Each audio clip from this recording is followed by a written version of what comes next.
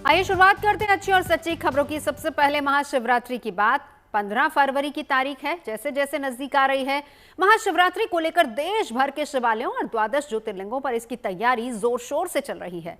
कहीं सजावट है, रंग रोगन चल रहा है और श्रद्धालुओं के लिए इंतजाम भी किए जा रहे हैं। इस बार बाबा विश्वनाथ धाम के लिए देश के 18 मंदिरों से भोग, प्रसाद, श्रृंगार और उपहार भेजे जा रहे हैं, जबकि सोमनाथ में 3 दिनों के विशेष कार्यक्रम की तैयारी है और उधर देवघर धाम में पंचूल पूजा की तैयारी शुरू कर दी गई है।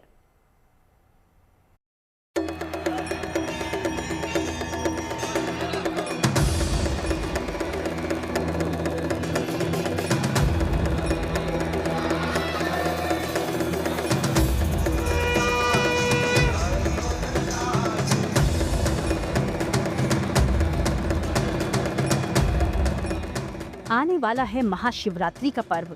सजने लगे हैं शिवालय। काशी से लेकर देवघर तक, सोमनाथ से लेकर उज्जैन तक महाशिवरात्रि से जुड़ी तैयारियां नजर आने लगी हैं। ये तस्वीर मोक्ष की नगरी काशी से आई है, जहां महाशिवरात्रि के लिए एक दो नहीं बल्कि देश के करीब 18 मंदिरों से भोग, प्रसाद और उपहारों के आने का सिलसिला शुरू हो गया है। इनमें दक्षिण भारत के भी बड़े और प्राचीन मंदिर शामिल हैं।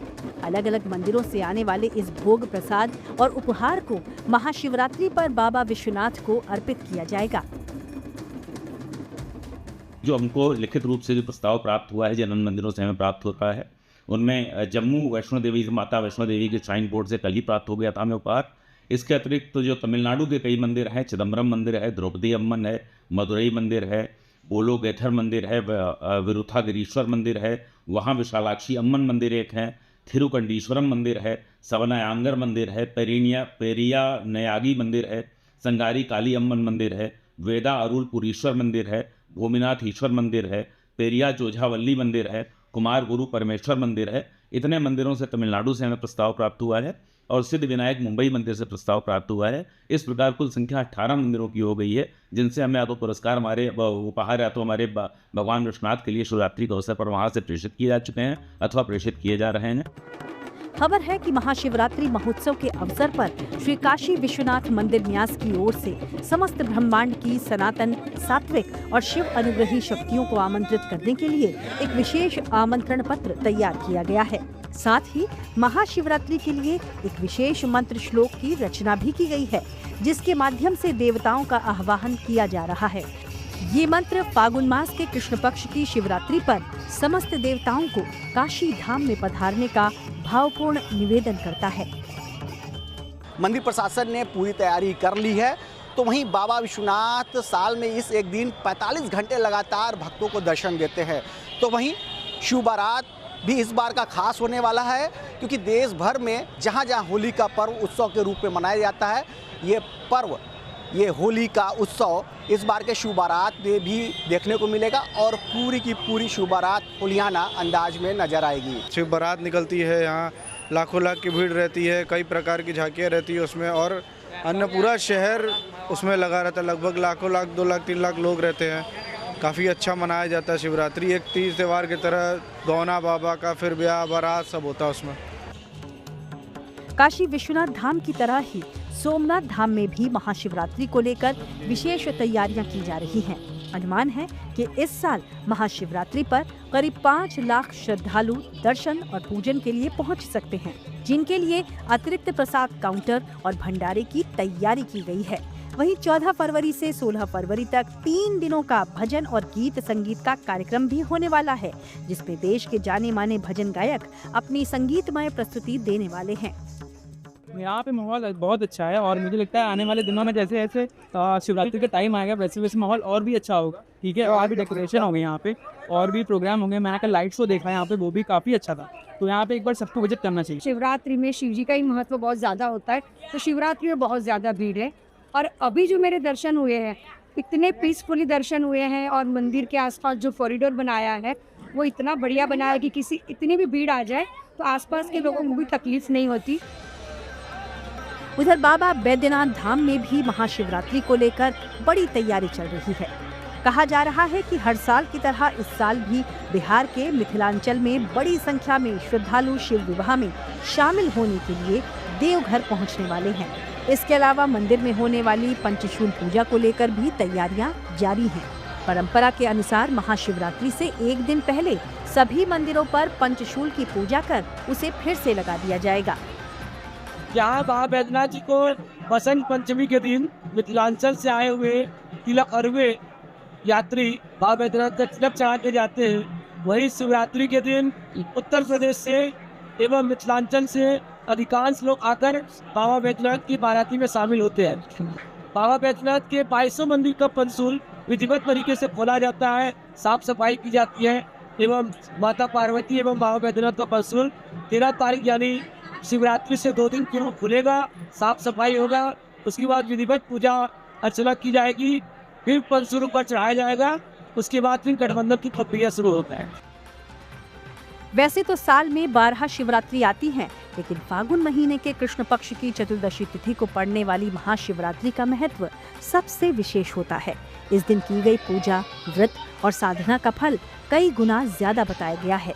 इसलिए महाशिवरात्रि को शिव आराधना का महापर्व कहा गया है।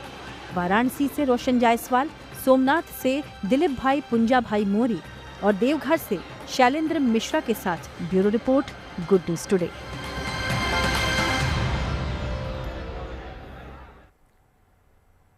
और अगली अच्छी खबर है देवभूमि उत्तराखंड के औली से, जो एक बार फिर से नेशनल स्कीइंग चैंपियनशिप की मेजबानी के लिए पूरी तरह से तैयार है। यह आयोजन इस साल 12 से 16 फरवरी तक होना है, जिसमें अलग अलग प्रदेशों के साथ आर्मी, आईटीबीपी, सीआरपीएफ को मिलाकर कुल 17 टीमें हिस्सा ले रही हैं। इस चैंपियनशिप को लेकर कैसी तैयारी चल रही है, इस रिपोर्ट में देखिए।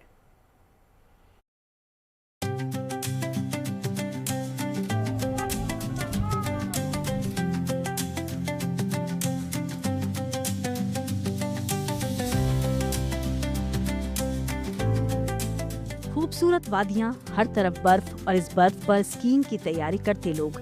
ये तस्वीरें देवभूमि उत्तराखंड के प्रमुख पर्यटन स्थल औली से आई हैं, जहां इन दिनों नेशनल स्कीइंग चैंपियनशिप की तैयारी खिलाड़ी कुछ इस अंदाज में कर रहे हैं।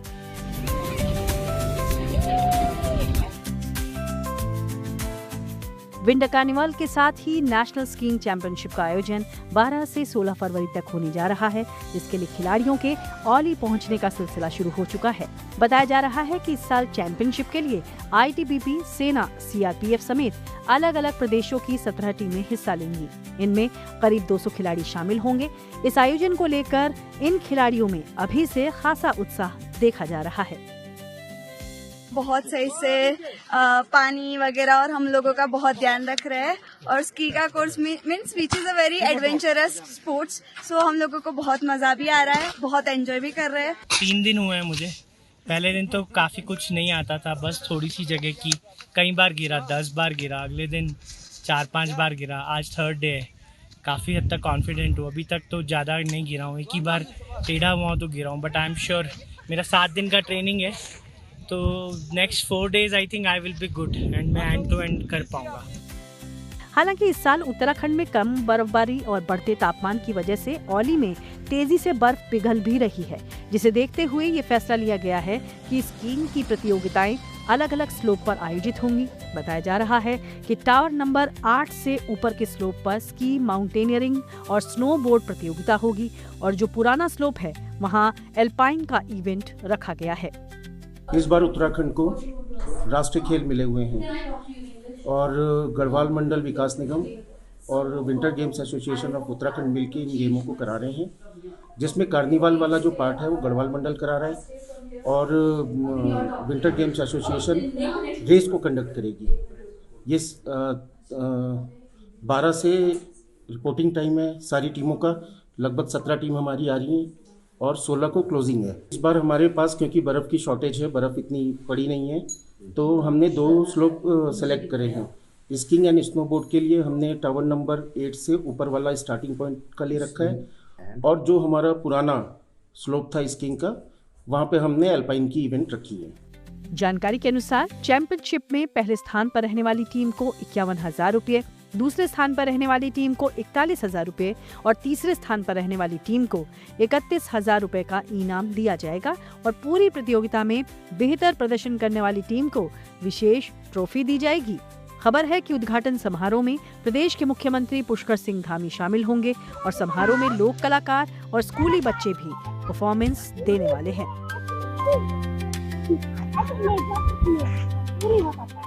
उधर जम्मू कश्मीर के बांदीपोरा में ट्राइबल स्नो फेस्टिवल का आयोजन बड़े ही धूमधाम के साथ किया गया। फेस्टिवल में करीब 250 लोग शामिल हुए, जिन्होंने snow rugby, tug of war, snow kabaddi और स्नो स्कल्पचर मेकिंग जैसे इवेंट को जीतने के लिए पूरा जोर लगा दिया।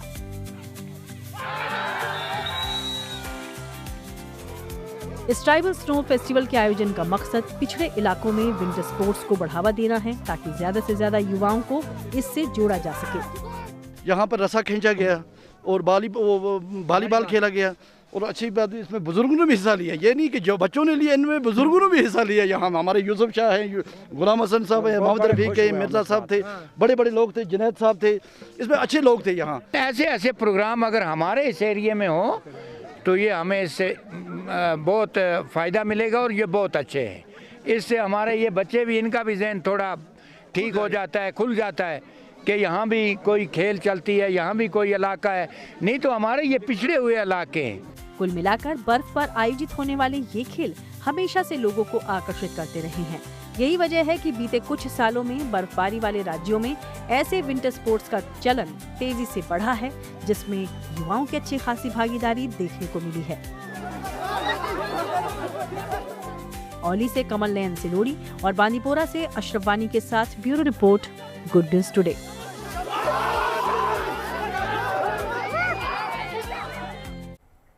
और बात उन सपनों के पूरे होने की उम्मीद की जो आर्थिक रूप से कमजोर बैकग्राउंड से ताल्लुक रखने वाले बच्चों और छात्रों से जुड़ी है, जिनके करियर की उड़ान में सबसे बड़ी बाधा पैसे रुपयों की कमी बनती है। हालांकि दिल्ली पुलिस की एक पहल की वजह से अब गरीब सपनों को उड़ान मिलेगी। दरअसल पश्चिमी दिल्ली के डीसीपी के अभियान की वजह से महज 4 दिन में 5000 से ज्यादा किताबें जमा हो चुकी हैं, जिनको अब गरीब बच्चों में बांटा जाएगा, ताकि पुरानी किताबों के जरिए वो अपने भविष्य की नई बुनियाद रख सके।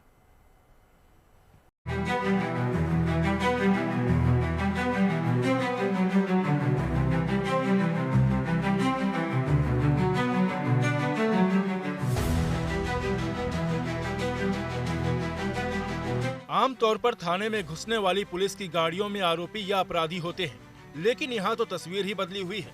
मुजरिम नहीं बल्कि ज्ञान देने वाली किताबें हैं। ये पश्चिम दिल्ली के डीसीपी का ऑफिस है या कोई बुक बैंक, फर्क कर पाना मुश्किल है। यहाँ मौजूद पुलिसकर्मी लॉ एंड ऑर्डर को मेंटेन करने के अलावा जरूरतमंद बच्चों के लिए कोर्स और दूसरे क्षेत्रों से जुड़ी किताबें जोड़ने में जुटे हैं।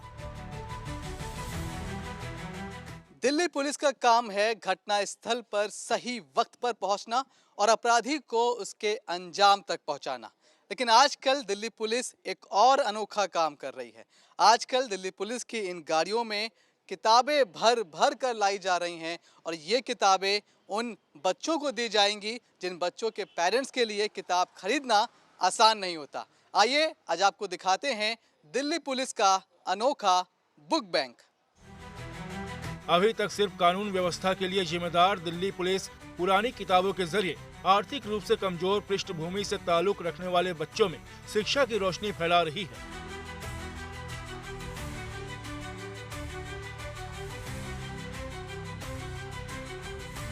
कम्युनिटी पुलिसिंग के जरिए उन बच्चों के लिए शिक्षा की उम्मीद की किरण पैदा करनी है, जिनके सपने आर्थिक तंगी में किताबों की कमी के कारण पूरे नहीं हो पाते हैं।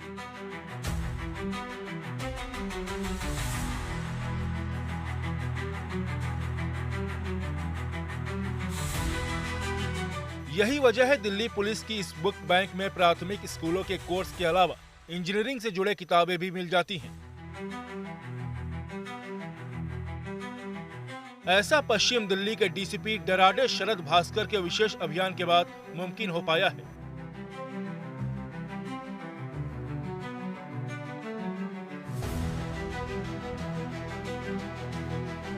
तो ये डीसीपी वेस्ट का ऑफिस है और इसी ऑफिस के एक हिस्से में दिल्ली पुलिस ने अपना बुक बैंक तैयार किया है। महज 3 दिन हुए हैं इस इनिशिएटिव को शुरू हुए और 2000 से ज़्यादा किताबें यहाँ पहुँच चुकी हैं। नर्सरी क्लास से लेकर आप जहाँ तक सोच सकते हैं उन सारी किताबें यहाँ मौजूद हैं, चाहे वो स्कूल की बुक्स हों नर्सरी से 12th तक की, या फिर वो इंजीनियरिंग और मेडिकल की तैयारियों की बुक्स हों, कंपटीशन की बुक्स हों, वो सारी किताबें भी आपको यहाँ पर मिल जाएंगी, बड़ी संख्या में मिल जाएंगी। देखिए आप ये एक किताब देखिए, ये बच्चों की किताब है, राइम्स की बुक है ये। लेकिन आगे जब जाके देखिए ये इंजीनियरिंग की किताब है। तो मतलब विद्या की शुरुआत से लेकर और जहाँ तक भी आप जा सकते हैं उस सारी किताबें आपको यहाँ मिल जाएंगी। मोटिवेशनल बुक्स, साहित्यिक किताबें, हर तरह की किताब यहाँ मौजूद है। और ऐसा नहीं कि पुरानी बुक्स हैं तो जैसी आई हैं एज इट इज़ उठाकर उन बच्चों को दे दी जाएंगे, नहीं। अब देखिए कितने सलीके से दिल्ली पुलिस के जवान यहाँ तैनात हैं, यहाँ बैठे हुए हैं, और कितनी इज्जत के साथ वो एक एक किताब को साफ कर रही हैं, उन्हें अच्छे से पैक कर रही हैं, और इस तरह से उन्हें पैक करके फिर उन बच्चों को पूरे सम्मान के साथ दिया जाएगा। मतलब इस पैकेट को लेते हुए भी ना तो उस बच्चे को और ना ही उनके पेरेंट्स को जरा सा भी ये महसूस होने दिया जाएगा कि आप सेकेंड हैंड किताब ले रहे हैं। महज 4 दिन पहले शुरू हुई दिल्ली पुलिस की बुक बैंक पहल से कोई भी आसानी से जुड़ सकता है। स्कूल कॉलेज के कोर्स की किताबों के अलावा इतिहास, राजनीति, साहित्य, समाज विज्ञान, दर्शन, यहाँ तक आत्मकथा से जुड़ी किताबें भी दान दे सकते हैं या ले सकते हैं। इतना ही नहीं, वेस्ट दिल्ली में आने वाले सभी 12 थानों पर अब एक लाइब्रेरी भी बनाई गई है। बच्चों को डोनेट करने के बाद जो भी बुक्स बचेंगी वो उन लाइब्रेरी में रख दी जाएंगी। वहाँ से भी जरूरतमंद लोग फ्री में किताबें ले सकते हैं।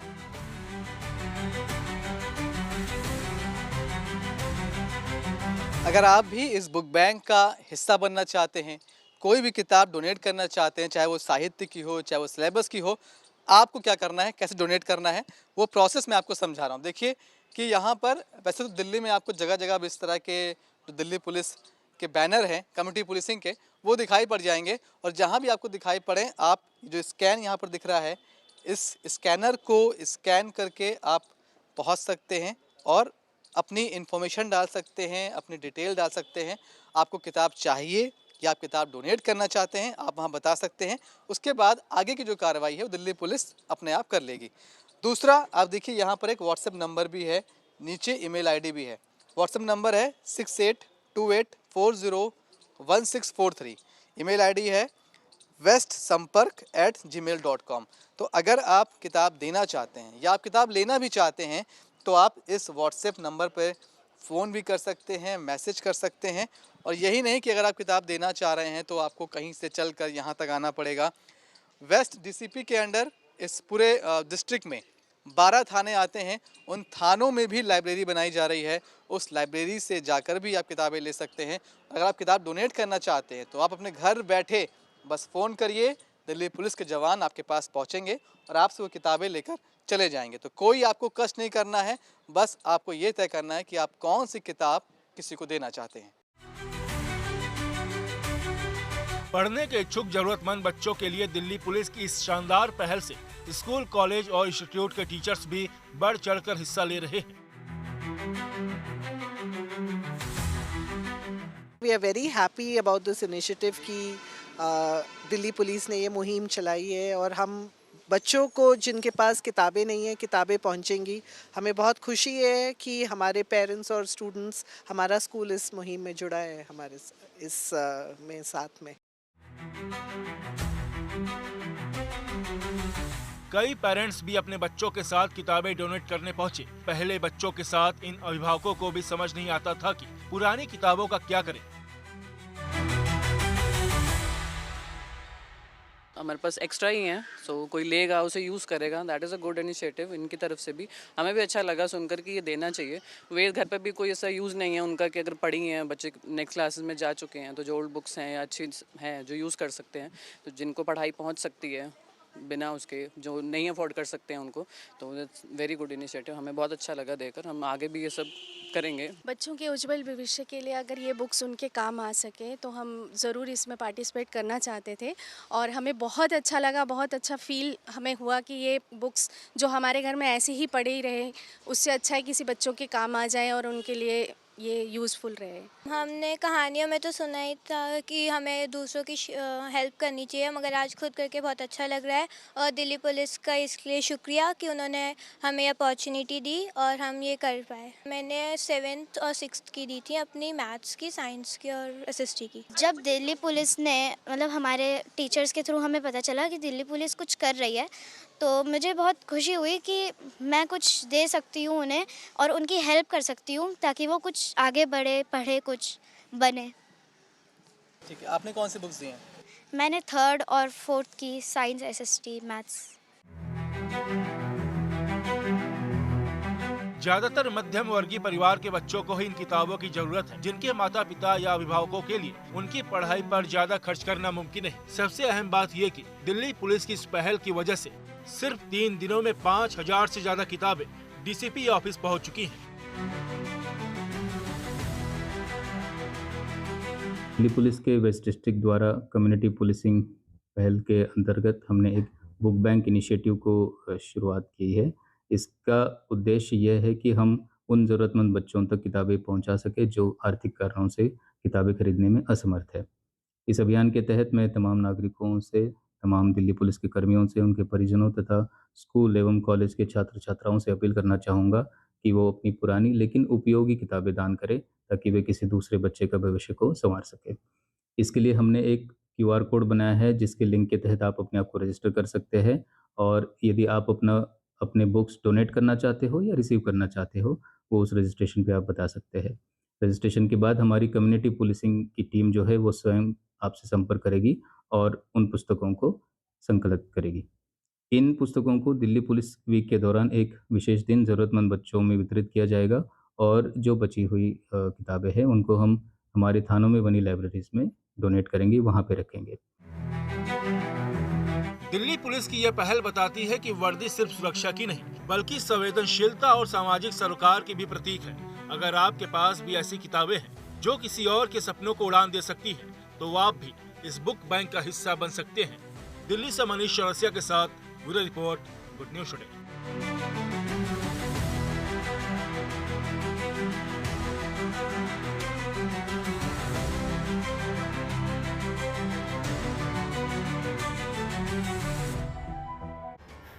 खबरें सच्ची होनी चाहिए, अच्छी खुद ब खुद लगती हैं। Navjot Sundhawa signing off. आप सुनते रहिए गुड न्यूज, देखते रहिए गुड न्यूज टुडे।